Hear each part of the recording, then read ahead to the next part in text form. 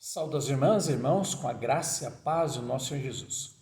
O tema que vamos abordar hoje tem a ver com a data do Dia Nacional da Saúde, mesmo que já tenhamos abordado em vídeo anterior o Dia Mundial da Saúde, que é comemorado em 7 de abril.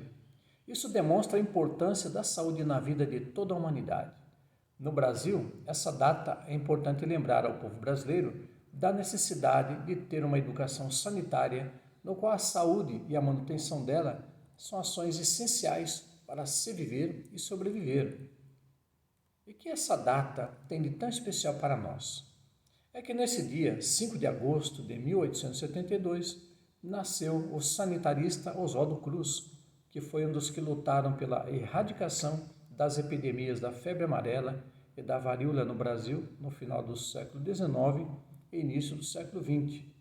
Ele também foi responsável pela criação do Instituto Zooterápico Federal, conhecido hoje como Fundação Oswaldo Cruz, Fiocruz, e também da fundação da Academia Brasileira de Ciências. E foi em 8 de novembro de 1967 que essa data foi incluída no calendário oficial brasileiro.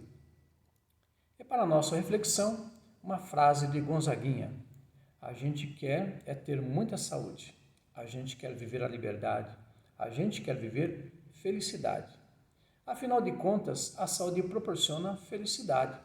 Jesus também disse algo importante em João 10, versículo 10, a parte B. Eu vim para que tenham vida e a tenham com abundância. E ter vida e vida em abundância é ter saúde física, espiritual, emocional e qualidade de vida. E o que essa data tem a ver com a Bíblia? É a mesma pergunta feita referente ao Dia Mundial da Saúde. Claro que é muito importante, porque as Sagradas Escrituras relatam sobre a importância dela na vida das pessoas. Veremos a seguir alguns textos relativos a esse tema essencial para nós, ainda mais em nosso contexto atual. Comecemos com João 4, 46 a 54. Segunda vez foi Jesus a Caná da Galileia, onde da água fizera vinho. E ali havia um nobre, cujo filho estava enfermo em Cafarnaum. Ouvindo este que Jesus vinha da Judéia para a Galileia, foi ter com ele, e rogou-lhe que descesse e curasse o seu filho, porque já estava à morte. Então Jesus lhe disse: se não virdes sinais e milagres, não crereis. Disse-lhe o nobre: Senhor, desce, antes que meu filho morra. Disse-lhe Jesus: vai, teu filho vive. E o homem creu na palavra que Jesus lhe disse e partiu. E descendo ele logo, saíram-lhe ao encontro os seus servos e lhe anunciaram, dizendo: teu filho vive. Perguntou-lhes, pois, a que hora se achara melhor? E disseram-lhe: ontem às 7 horas a febre o deixou. Entendeu, pois, o pai que era aquela hora a mesma que Jesus lhe disse: teu filho vive. E creu ele e toda a sua casa. Nesse relato, um nobre recorreu a Jesus pela cura de seu filho, porque ficou sabendo que havia um homem chamado Jesus que estava curando inúmeras pessoas e lhes restaurando a saúde. E assim foi até ele. Ele disse que era grave e se ele poderia ir urgente até seu filho. Foi quando Jesus lhe disse que ele estava curado e ele não precisava ir até ele porque com certeza não daria tempo. E ao partir, no dia seguinte, recebeu as boas notícias que seu filho estava curado e livre da morte. E ficou maravilhado ao saber que foi no instante em que Jesus lhe falara que ele estava bem, cerca de 24 horas antes.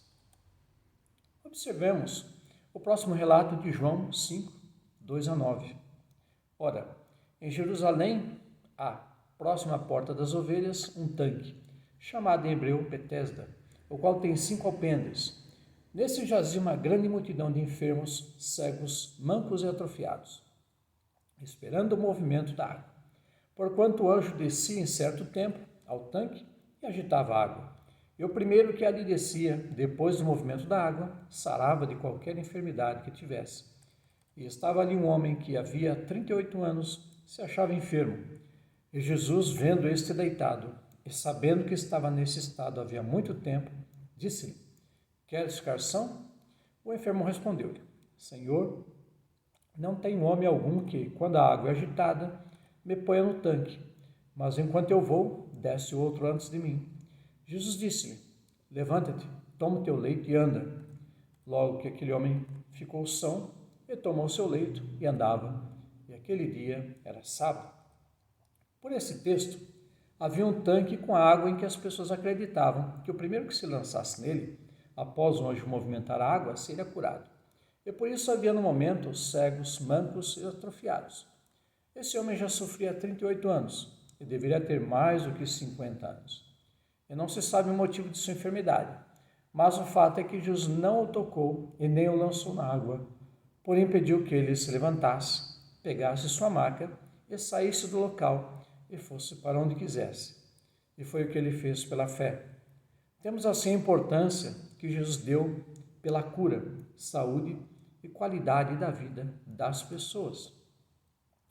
Em Mateus 8, 14, 17, Jesus age através do ministério da cura para trazer vida e qualidade de vida para inúmeras pessoas. Ele começou com a sogra de Pedro e depois com libertação e curas de muitas pessoas que foram levadas até ele e as que conseguiram se deslocar. Vejamos. E Jesus, entrando em casa de Pedro, viu a sogra deste acamada e com febre, e tocou-lhe na mão, e a febre a deixou, e levantou-se e serviu-os. E chegada a tarde, trouxeram-lhe muitos endemoniados, e ele com a sua palavra expulsou deles os espíritos, e curou todos os que estavam enfermos, para que se cumprisse o que foi dito pelo profeta Isaías, que diz: Ele tomou sobre si as nossas enfermidades e levou as nossas doenças. O fato é que, além de ensinar e apregoar as boas novas da salvação e sobre o reino de Deus, Jesus também libertava as pessoas do mal e as curava fisicamente, espiritualmente e emocionalmente. No próximo relato, Jesus cura um homem que não sofreu violência, acidente ou alguma enfermidade. Tinha mais a ver com questão de sentimentos que lhe trouxera a paralisia. Poderia ser, por exemplo, uma depressão, que prende muitas pessoas na cama, inclusive hoje. Vejamos que ele foi curado porque Jesus perdoou os seus pecados. Isso fez com que ele, conforme as ordens de Jesus, se levantou, pegou sua maca e foi para casa andando por si só. E é o que menciona Mateus 9, 1 a 7. E entrando no barco, passou para o outro lado e chegou à sua cidade. E eis que lhe trouxeram um paralítico, deitado numa cama. E Jesus, vendo a fé deles, disse ao paralítico: Filho, tem bom ânimo, perdoados te são os seus pecados. E eis que alguns dos escribas diziam entre si: Ele blasfema. Mas Jesus, conhecendo os seus pensamentos, disse: Por que pensais mal em vossos corações? Pois qual é mais fácil dizer: Perdoado te são os seus pecados, ou dizer: Levanta-te e anda? Ora, para que saibais que o Filho do Homem tem na terra autoridade para perdoar pecados, disse então o paralítico: Levanta-te, toma a tua cama e vai para a tua casa. E levantando-se foi para a sua casa. Em Marcos 3, 1 a 5, Jesus cura outro homem. E outra vez entrou na sinagoga, e estava ali um homem que tinha uma das mãos mirrada. E estavam observando se o curaria no sábado para o acusarem. E disse ao homem que tinha a mão mirrada: Levanta-te e vem para o meio. Perguntou-lhes: É lícito no sábado fazer bem ou fazer mal? Salvar a vida ou matar? E eles calaram-se. E olhando para eles em redor com indignação, condoendo-se da dureza do seu coração, disse ao homem: Estende a tua mão. E ele a estendeu. E foi-lhe restituída a sua mão, sã como a outra. E o que é uma mão mirrada? Esse homem tinha mão atrofiada e não podia encolher, esticar e pegar coisas. Era uma mão ou membro no corpo inútil que trazia alguns problemas. Isso porque na época a mão direita era usada para pôr alimentos à boca e a esquerda usada para se limpar. E não se sabe aqui qual das duas mãos era atrofiada. Entretanto, Jesus a curou e o homem teve cura física e lhe foi restaurada a saúde e a qualidade de vida. Em Mateus 9, 10 a 12, temos outro evento interessante sobre a ação de Jesus em relação à cura. Vejamos. E aconteceu que, estando ele em casa, sentado à mesa, chegaram muitos publicanos e pecadores, e sentaram-se juntamente com Jesus e seus discípulos. E os fariseus, vendo isto, disseram aos seus discípulos: Por que come o vosso mestre com os publicanos e pecadores?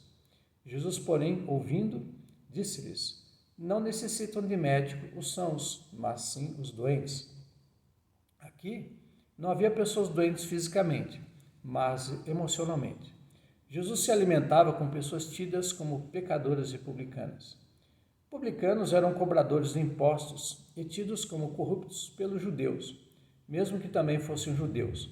E as pessoas pecadoras na época eram pessoas com deficiências físicas, pessoas que trabalhavam com curtição de couro e tingimento, e judeus que não professavam a religiosidade judaica. E Jesus afirma que essas pessoas estavam enfermas emocionalmente pela exclusão social e religiosa, que sofriam dos ditos santinhos. Por isso, o médico só cuida de gente doente e não sã, e ele estava no local e no momento certo. Veremos agora uma instrução para Tiago em seu ministério pastoral, e que deveria ser observada por outros no exercício do ministério junto às ovelhas enfermas. É Tiago 5, 14 e 15. Está alguém entre vós doente? Chame os presbíteros da igreja e orem sobre ele, ungindo-o com azeite em nome do Senhor. E a oração da fé salvará o doente, e o Senhor o levantará. E se houver cometido pecados, serão perdoados. A instrução aqui é ungir as pessoas enfermas e orar por elas. Porém, a fé aqui é essencial, porque o óleo aqui é um símbolo da presença de Deus através do seu Santo Espírito. Além de que também tem um simbolismo como elemento no preparo de alimentos e como elemento terapêutico no uso em feridas. E caso esteja enferma, emocionalmente, por ter cometido algum pecado, se ela se arrepender e responder com fé, seria curada. A seguir temos um texto curioso, é 1 Timóteo 5,23. Não bebas mais água só, mas usa de um pouco de vinho, por causa do teu estômago e das tuas frequentes enfermidades. De fato, nenhum médico receita vinho para pessoas que têm problemas estomacais. O que Paulo aconselha a Timóteo fazer é misturar um pouco de vinho na água que tinha como função purificar a água.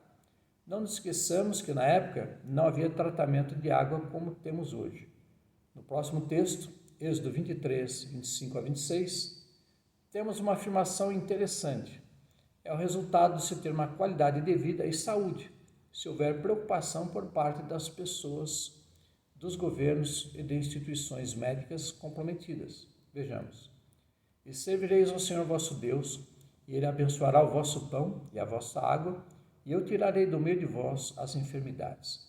Não haverá mulher que aborde, nem estéril na tua terra.